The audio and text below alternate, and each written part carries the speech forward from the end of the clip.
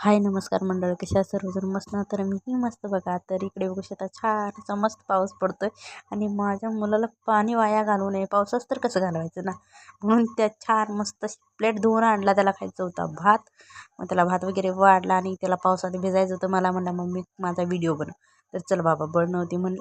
आणि आज जरा असं थोडीशी तब्येत खराब होती म्हणून त्याच्यामुळं मी आज दिवसभर झोपूनच होते.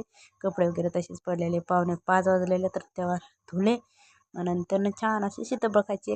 छान असे शहरातल्या म्हणजे शहरातली माणसं कशी हे करतात खाण्याचे, त्यांची वेगवेगळी टाईप असते, गावाकडची वेगवेगळी असते.